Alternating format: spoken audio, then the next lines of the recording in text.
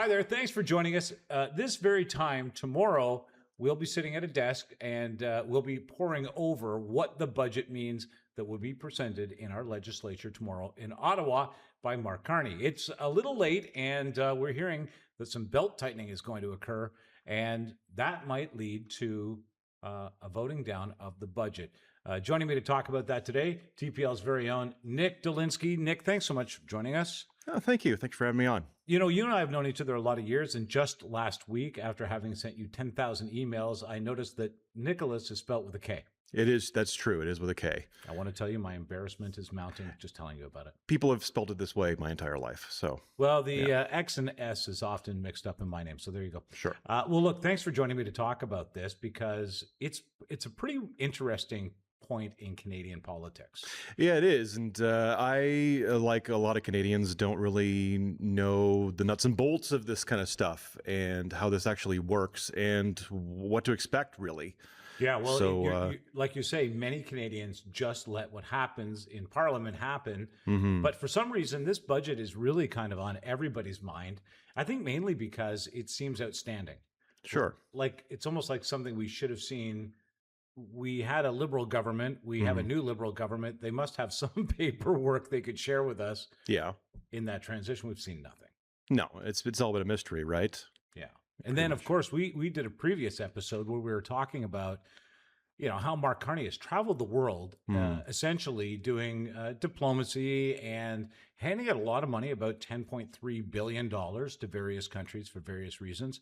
And he came back with one deal that we can say is documented with Malaysia. Aside from that, not really much to show for it. It seems like the consensus is that's pretty bleak. I don't think anyone's expecting to be blown away by this budget. I think everyone is sort of going to be pissed off. Maybe I'm wrong. Maybe this will usher in the new era of Canadian greatness, but I suspect I'm not as optimistic. I don't think many people are optimistic at all, actually. I think that just hearing that we're going to have major infrastructure projects and, at a time where we've lost so much industry has just already vacated Canada, that this budget, it means something to Canadians. Okay, so here's what I did. Okay. I took some notes. I wanted to be diligent about this to make sure that I explained the process properly. Okay, so if the budget's defeated, it means that the government has lost confidence of the House. Okay, and at that moment, the Prime Minister, he has to make a choice. Either resign and let somebody else try to form a government. Oh, that's pretty heavy, huh? Yeah. Or to let the Governor General, he approaches the Governor General and asks for an election. And almost always that means Canadians head to the polls, because the Governor General usually says, yeah, okay, go ahead and have an election. And nobody in this country wants another election. Good point. Didn't we just do this so many times under the wrong circumstances? Yeah, it seems like this is a pretty, these elections are not very popular. So here's what happens at that moment. Parliament stops. Remember we prorogued a government not so long ago? Yeah.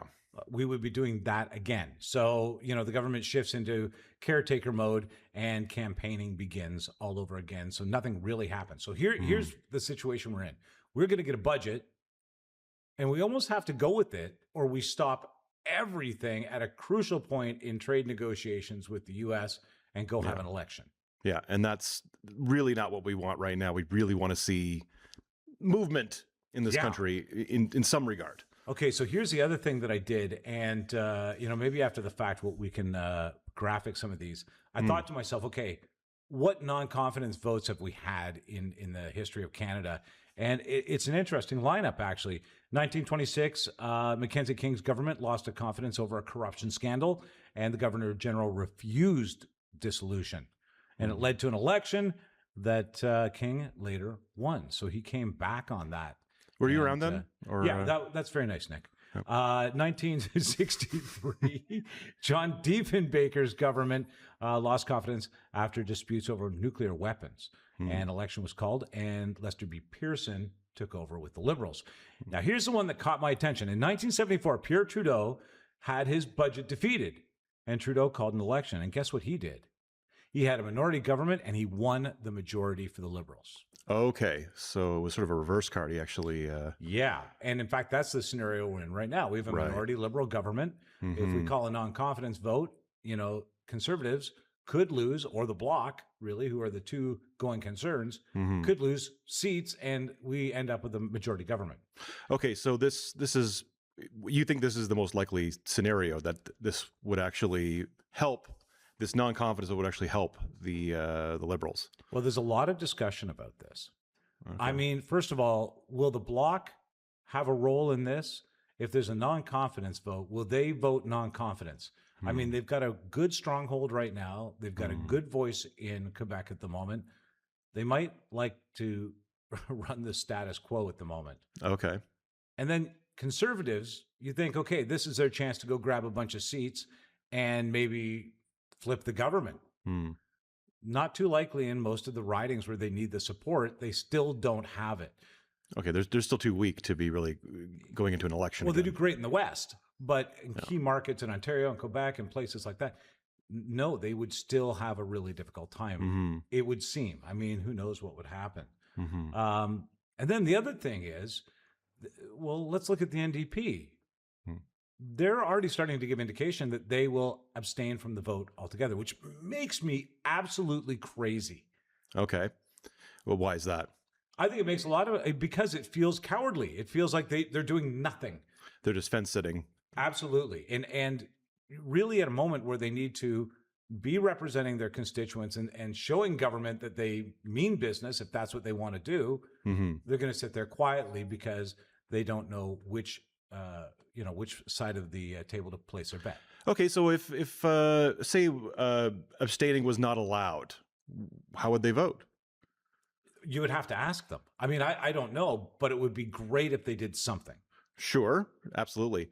Would you think that they would side with? Well, we don't know the budget yet, so we don't know if they would side. Well, they're actually talking in the news. Earlier today, I saw a clip, and their whole thing is, well, we're going to take the budget at face value. We haven't seen it, so we don't know, and They don't seem to have a game plan.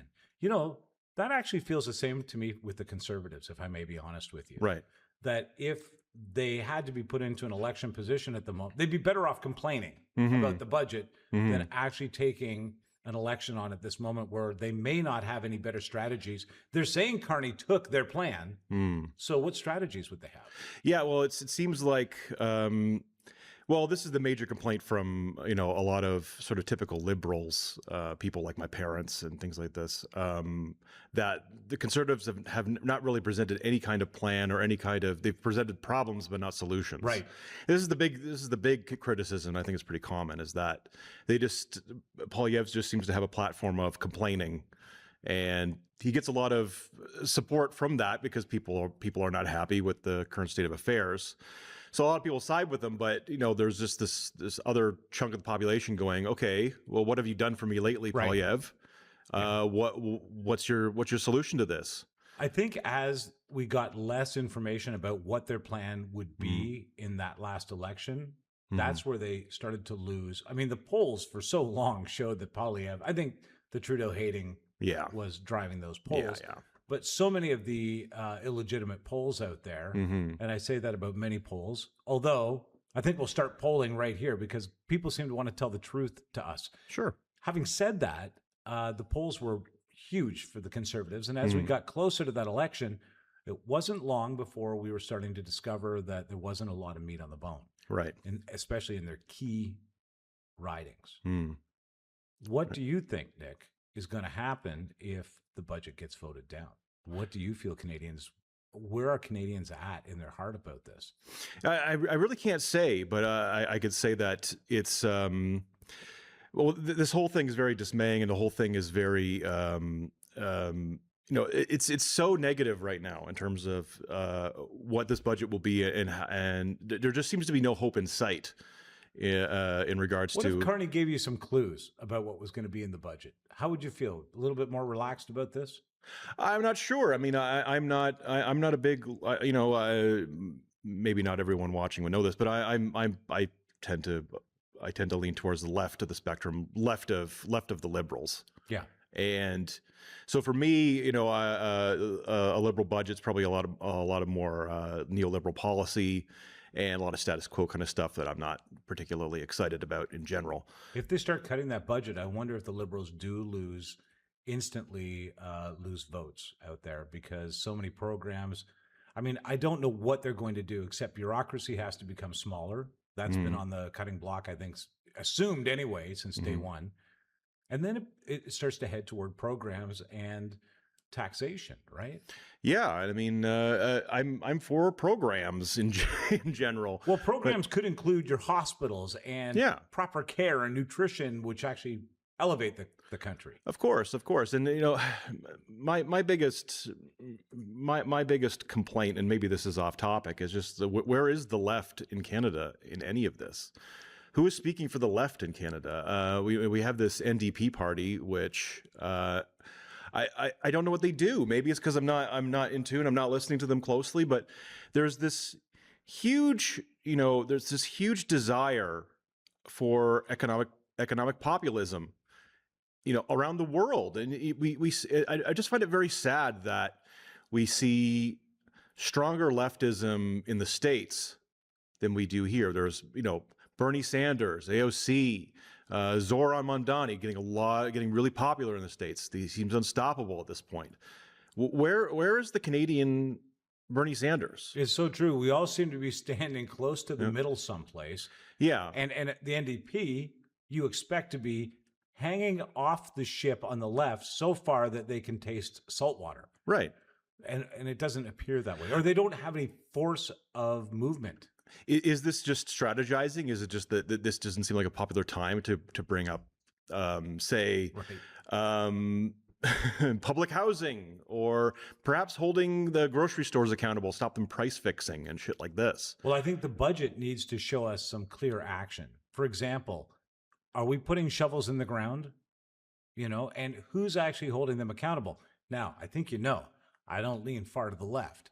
Although I don't lean far to the right either. I'm almost one of these people standing in the middle with my head spinning, wondering who wants to have an opinion aside from nobody. Right. We seem to have zero opinion on what the government is doing, and it seems to be doing very little at the moment, to be honest with you. And then on the opposition side of things, we don't seem to have a lot of solution makers out there. No. I seldom see any productive solutions. I actually feel that if the NDP doesn't take action in government, it's time for people to really look at them as a party. For real. I don't even know if they should be a party if that's the case, because you go there, abstaining is such a weak stance to take. It shows your constituents in a lot of ways that you're just nonconformist, not a solution maker. Well, it just seems like right now it just seems to be an anti-vote to the Conservatives, I guess. Yeah.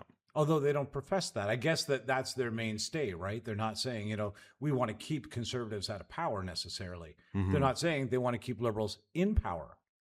They're sitting there and they're going for lunch. Yeah. That's what it feels like to me. Yeah, well, but I felt this way about the NDP for years now. Like, well, what have you done for me lately? Jagmeet Singh, what did he do? What did he say? Did he even say anything? I think so many Canadians even feel that he just hung in there to get a pension. I think that's a common thread among people, because as soon as he got that, he's gone. Yeah. Well, not even really all that present now with the NDP as a supporter. Now, if the NDP, this is hypothetical, the NDP was disbanded, would that leftist mindset carry over to the Liberal Party? Would they have to satisfy the left more with their policies? Or would it create a more libertarian opening out there where on the right people become more extreme, and then on the left there's a gap that needs to be filled? That becomes a new party of really left-thinking people. Right, and it could also be said that the NDP is sort of splitting the vote a bit from the Liberals. They're actually taking votes away, just like the Green Party in the United States, where there was the whole fiasco with Ralph Nader and the 2000 election, stuff like that. It feels like a destroyed vote. Yeah. I hate to say that, and I know, I think it's easy to be polarizing in politics, except right now, because none of the parties seem to have a polar opposite solution. Then again, we have not seen a budget. We have not seen a plan at all from this government. And it's been a lot of months, Nick. Yeah. Yeah, it just seems like a mystery, and we've been waiting with bated breath for months now for this budget, and I don't know. It just feels like it's just a ticking time bomb for drama.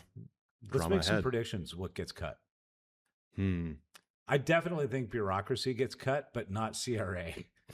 Oh, of course, of course, and it seems like immigration's on the chopping block. Say what you want about that. I think we'll be seeing increase in border security expenses and military defense because we've made a lot of commitments out there. Is this just appeasing Trump? This kind of stuff? Feels like it. Yeah. It feels like a NATO, if not Trump, then on the other side, it feels like, trying to hold up a NATO promise. I wonder if things will be mentioned like the status of our military and how it needs to be upgraded and updated. That's because we have people living in housing right now who are military personnel that it is unsuitable for them to be living there. They've dropped, I don't know if you know this. Do you know the military dropped the health standards to become a serving member of our military? I think they did in the States as well. I guess you still have to pass boot camp or something. Yeah. No, you don't have to pass. No, and in fact, if you can't do it, they'll put you into a program to get into better fitness, but you will still become a member of the military. I mean, if it means that they have to go through a fitness program, if you can't find physically fit people, that seems fine. If they make people fit because of McDonald's and sedentary lifestyle, I can see that. I can see that. This is an adjustment to okay, well now we have to actually put them on the Jillian Michaels workouts. Okay, well if that's what's going to happen. Yeah, I mean if that's necessary, then sure. But Jillian Michaels. Yeah, the Jillian Michaels. Remember those? Yeah, of course. Yeah, you could do the 20-minute workout. Yeah, the 20-minute shred. So a couple of the notes that I made were that I didn't think the Conservatives, they're not going to be eager for an election because they win big in the West and rural areas, but that doesn't guarantee them enough seats in Ontario and Quebec. And they also don't want to go too soon and risk being seen as reckless and opportunistic. Canadians don't really want that. I think they must know that at this moment. So what you're saying basically is that, aside from the liberal political class, there's not really much to be excited about. Unless you're, again, part of that liberal political class. Yeah, I wonder what happens with this budget, though, because if it cuts a bunch of people's programs, I think some liberals are going to start to change their tune, to be honest with you. We'll see, I guess. All right, Budget Day is tomorrow, and we hope that you'll be with us. We will be posting on Wednesday, so make sure that you're along for that ride on Budget 2025, brought to you by the Liberal Party and Mark Carney. Thanks for joining us right here on TPL. Don't forget to subscribe. It supports the channel, and we want to continue doing this, so we need your help to do that. And you can do that at tplmedia.ca, where you'll find all of our content. Thanks. See you next time.